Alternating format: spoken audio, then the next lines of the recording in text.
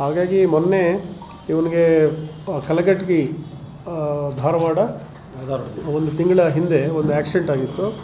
ಅಲ್ಲಿ ಆಕ್ಸಿಡೆಂಟ್ ಆದ ವ್ಯಕ್ತಿ ಇವನ್ನೇ ಹೋಳ್ತಾ ಇದ್ದ ಅಂತ ನಮಗೆ ಇಂಟೆಲಿಜೆನ್ಸ್ ಮಾಹಿತಿ ಬರುತ್ತೆ. ಹಾಗಾಗಿ ಅವನು ಇಲ್ಲೇ ಸುತ್ತಾಡ್ತಾ ಇದ್ದಂಥ ಮಾಹಿತಿ ಬಂದ ಮೇಲೆ ನಮ್ಮವರೆಲ್ಲ ಕಾರ್ಯಪ್ರವೃತ್ತರಾಗ್ತಾರೆ. ಹಾಗಾಗಿ ನಾವೆಲ್ಲ ಮನೆಗಳಿಗೆ ಹುಡುಕಿ ಹೋಗಿಸೋದ್ರಲ್ಲಿ ಅವ್ರ ತಂದೆ ಇಲ್ಲ, ತಾಯಿ ಇದ್ದಾರೆ. ಅವ್ರ ಹೆಸರು ರಿಹಾನಾ ಅಂತೇಳಿ. ಯಾವಾಗ ನಮ್ಮ ಪೊಲೀಸ್ ಹೋದರೂ ಸಹ ನಮ್ಮ ಹುಡುಗನ ಬಗ್ಗೆ ಯಾರು ಬರ್ತಾರೆ ನಮ್ಮಲ್ಲಿ ಇಲ್ಲ ಅಂತ ಹಿಂಗೆ ಹೀಗೆ ಪೊಲೀಸವ್ರು ಒಳಗಡೆ ಎಂಟ್ರಿ ಮಾಡೋಕ್ಕೂ ಸಹ ಅವರು ನಮ್ಮ PSIಗೆ ಯಾವ ಸಹಕಾರ ಮಾಡ್ತಾ ಇರಲಿಲ್ಲ.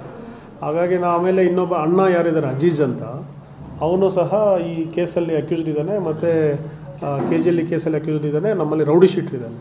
ಹಾಗಾಗಿ ಮೊನ್ನೆನೂ ಸಹ ನಾವು ಇಲ್ಲಿ ರೌಡಿ ಪೆರೇಡ್ಗೆ ನಾನು ಸಿಸ್ತಿಯಲ್ಲಿ ಬಂದು ಕರೆದಾಗ ಸಹ ಇವನ ಬಗ್ಗೆ ಸುಖದ ಬಗ್ಗೆ ಕೇಳಿದಾಗ ನಮ್ಗೆ ಗೊತ್ತಿಲ್ಲ, ಎಲ್ಲಿದ್ದಾನೋ ಗೊತ್ತಿಲ್ಲ ಸರ್ ಅಂತ ಹೇಳಿದ್ದಾರೆ. ಬಟ್ ಅವನಿಗೆ ಈ 3 ವರ್ಷದಲ್ಲಿ 4 ಜನ ಮಕ್ಕಳಾಗಿದ್ದಾರೆ, 5 ಜನ ಮಕ್ಕಳಾಗಿದ್ದಾರೆ. ಆಮೇಲೆ ನನ್ನ ಬಿಸ್ನೆಸ್ಗೆ GST ನೋಟಿಸ್ ಬಂದಿದೆ, ಏನ್ ಮಾಡ್ಬೇಕು ಅಂತ ಗೊತ್ತಾಗ್ತಿಲ್ಲ. ಇಮಿಡಿಯೇಟ್ಲಿ ಒಬ್ಬ GST ಎಕ್ಸ್ಪರ್ಟ್ ಹತ್ರ ಮಾತಾಡು. ಎಲ್ಲಿ ಹುಡುಕೋದು? ಬಾಸ್ ವಾಲಾ ಬಿ ದ ಬಾಸ್. ಅವ್ರ ಹೆಂಡತಿ ಕೇಳಿದ್ರು ಸಹ ಅವನು ಇಲ್ಲಿಲ್ಲ ಅಂತ ನಮಗೆಲ್ಲ ಇದೇ ತರಹ ವಾರಂಟ್ ಜಾರಿ ಮಾಡಿದಾಗ ಅವನು ಇಲ್ಲ ಅಂತ ಹೇಳ್ತಾಯಿದ್ರು. ಬಟ್ ಅವ್ರಿಗೆ ಮಕ್ಕಳಾಗಿದ್ದಾರೆ. ಹಾಗಾಗಿ ಇದನ್ನು ನಾವು ಜಾಡ್ ಹಿಡಿದು ಹೋದಾಗ ಅವರ ಫ್ಯಾಮಿಲಿ ಮೆಂಬರ್ಸೇ ಅವನ್ನ ರಕ್ಷಣೆ ಮಾಡೋದು ನಮಗೆ ಗೊತ್ತಾಯಿತು. ಹಾಗಾಗಿ ಫ್ಯಾಮಿಲಿ ಮೆಂಬರ್ಸ್ನ ನಾವು ವಾಚ್ ಮಾಡ್ತಾಯಿದ್ವಿ. ಹಾಗಾಗಿ ರಾಜ್ಕುಮಾರ್ ಉಕ್ಲಿ ಮತ್ತು ಮಹಾಂತೇಶ್ ಕುಂಬಾರ ಟೀಮು ಅವ್ರನ್ನ ಜಾಡ್ ಹಿಡಿದಾಗ ಇವರು ಕಳೆದ ಒಂದು 3 ದಿನದ ಹಿಂದೆ ಅವರು ನಮ್ಮ ಯಲ್ಲಾಪುರ ಮಾರ್ಗವಾಗಿ ಎಲ್ಲ ಪ್ರೈವೇಟ್ ಕಾರುಗಳಲ್ಲಿ ಫ್ಯಾಮಿಲಿ ಫುಲ್ಲು ಹೋಗಿದ್ದು ನಮಗೆ ಗೊತ್ತಾಯಿತು. ಆ ಜಾಡನ್ನ ಹಿಡ್ಕೊಂಡು ನಾವು ಹೋದಾಗ ಅವರು ಹೈದರಾಬಾದ್ ಕಡೆ ಹೋಗಿದ್ದಾರೆ ಅಂತ ಗೊತ್ತಾಯಿತು. ಅವರ ನಾವು ಹಿಂಬಾಲಿಸ್ಕೊಂಡು ಮತ್ತು ಅದನ್ನು ಅವ್ನು ನಿಧಾನ ಇಲ್ವೋ ಅನ್ನೋದು ನಮಗೆ ಗೊತ್ತಿರಲಿಲ್ಲ. ಹಾಗಾಗಿ ನಿನ್ನೆ ಅಂದರೆ ದಿನಾಂಕ 27ನೇ ತಾರೀಕು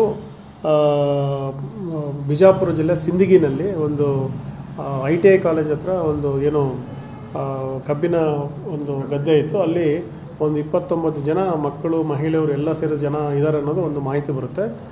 ಅದನ್ನು ಇಮಿಡಿಯೇಟ್ಲಿ ಸರೆಂಡರ್ ಮಾಡೋದಕ್ಕೆ ರಾಜ್ಕುಮಾರ್ ಉಕ್ಲಿ ಮತ್ತು ಎಲ್ಲ ತಂಡ ಅಲ್ಲಿಗೆ ಹೋದಾಗ ಅಲ್ಲಿ ಇವನು ನೋಡಿ 3 ವರ್ಷ ಆಗಿದೆ.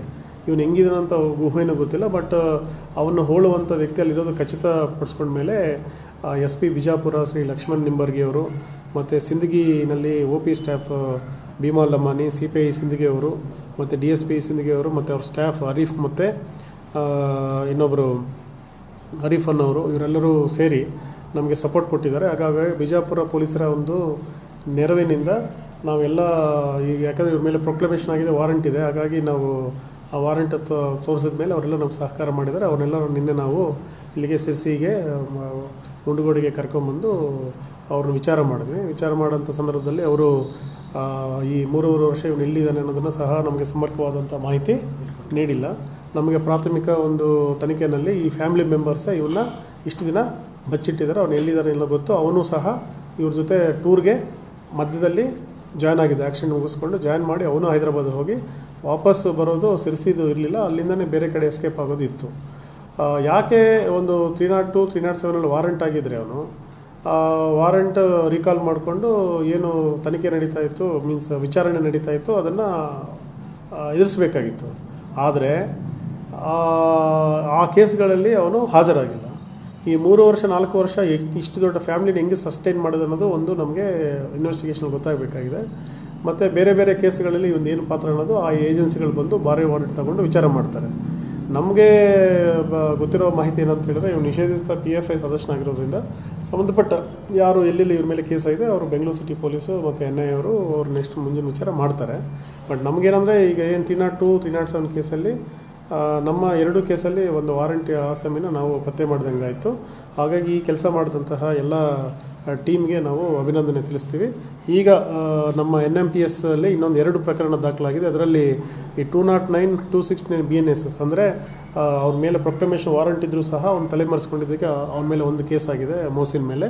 ಮತ್ತು ಇನ್ನೊಂದು ಕ್ರೈಮ್ ನಂಬರಲ್ಲಿ 249A, 3 and 5 ಆಫ್ BNSS ಅಲ್ಲಿ ಅಂದರೆ ಫ್ಯಾಮಿಲಿ ಮೆಂಬರ್ಸ್ ಇದ್ದು ಅವನು 302, 307 ಕೇಸು ಮತ್ತು KGL ಕೇಸು ಎಲ್ಲ ಇದೆ ಅಂತ ಗೊತ್ತಿದ್ದು ಸಹ ಅವನ್ನ ಪರ್ಪಸ್ಫುಲ್ ಉದ್ದೇಶಪೂರ್ವಕವಾಗಿ ಮರೆಮಾರ್ಚಿದ್ದಕ್ಕೆ ಅವ್ರ ಮೇಲೆ ನಾವು ಇನ್ನೊಂದು ಕೇಸನ್ನ ಫ್ಯಾಮಿಲಿ ಮೆಂಬರ್ಸ್ ಮಾಡಿ ಅದರಲ್ಲಿ 5 ಜನ ಅಂದರೆ ರಿಹಾನ್ ಅವರ ತಾಯಿ, ಅವಳಿಗೆಲ್ಲ ಗೊತ್ತಿತ್ತು, ಅವಳೇ ಮತ್ತು ಅಬ್ದುಲ್ ಎಜಾಜ್ ಮತ್ತು ಅಬ್ದುಲ್ ರಜಾಕ್ ಮತ್ತು ಸುಲೇಮಾನ್ ಇವ್ರ ಮೇಲೆ ಸಹ ನಾವು ಕೇಸ್ ರಿಜಿಸ್ಟರ್ ಮಾಡಿ ಅವನು ಸಹ ಮಾನ್ಯ ನ್ಯಾಯಾಲಯ ಕೊಟ್ಟಿದ್ದೀವಿ.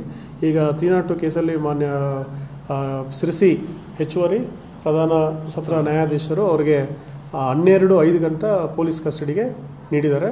ಮತ್ತು ಇವ್ರನ್ನೂ ಸಹ ಈ 5 ಜನರನ್ನು ಸಹ ನಾವು ಪೊಲೀಸ್ ಕಸ್ಟಡಿಗೆ ನಾವು ಕೇಳಿದ್ದೀವಿ ಮತ್ತು ಅವ್ರಿಗೂ ಸಹ ನ್ಯಾಯಾಂಗ ಬಂಧನ ವಿಧಿಸಿದ್ದಾರೆ.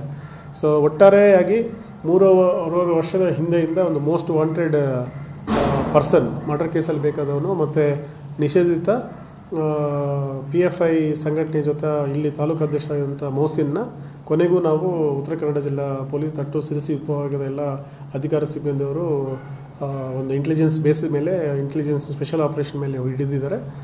ಹಾಗಾಗಿ ಅವರೆಲ್ಲರೂ ಸಹ ನಾನು ಅಭಿನಂದನೆಯನ್ನು ತಿಳಿಸ್ತೀನಿ.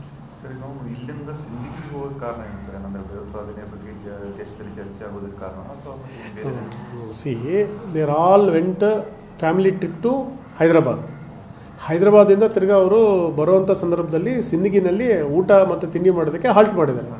ಸಿಂದಗಿಗೂ ಬಿಜಾಪುರಗೂ ಇವನ ಆ್ಯಕ್ಟಿವಿಟಿಗೆ ಯಾವುದೇ ಸಂಬಂಧ ಇಲ್ಲ. ಸರ್, ಈಗ ರಿಹಾನಾ ಅನ್ನೋರು ತಾಯಿ ಇರೋ ಮಕ್ಕಳೆಲ್ಲರೂ ಸೇರಿ ಜೈಲು ಪಾಲನೆಗೆ ಹೌದು.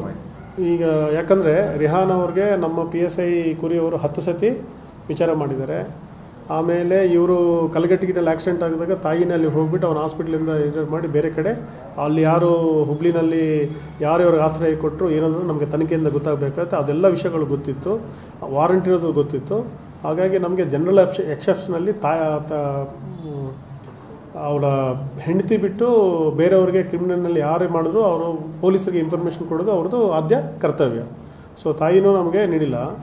ಅವರು ಬಾಮೈದ ಮತ್ತು ಅಣ್ಣ ತಮ್ಮಂದರು ಸಹ ಅವನ ಬಗ್ಗೆ ಮಿನಿಟ್ ಗೊತ್ತಿದ್ರು ಸಹ ಪೊಲೀಸ್ಗೆ ಯಾವುದೂ ಇನ್ಫಾರ್ಮೇಷನ್ ಕೊಟ್ಟಿಲ್ಲ. ಅವ್ರು ಕೊಡೋದು ಅವರ ಜವಾಬ್ದಾರಿ. ಅದಕ್ಕೆ ಬಿಟ್ಟು ಇವರೆಲ್ಲರೂ ಒಂದು ಕ್ರಿಮಿನಲ್ ಕಾನ್ಸ್ಪಿರಸಿ ಮಾಡಿ ಅವನು ಪೊಲೀಸ್ ಕೈಗೆ ನ್ಯಾಯಾಲಯದ ಕೈಗೆ ಬರೆದಿರ ನ್ಯಾಯಾಲಯ ವ್ಯವಸ್ಥೆಗೇ ಅವರು ಏನೋ ಚಾಲೆಂಜ್ ಮಾಡಿರೋದ್ರಿಂದ ಅವರು ಎಲ್ಲರೂ ಸಹ ತನಿಖೆಯನ್ನು ಎದುರಿಸಬೇಕಾಗುತ್ತೆ. ಹಾಗಾಗಿ ಕೇಸ್ ಮಾಡಿ. Thank you.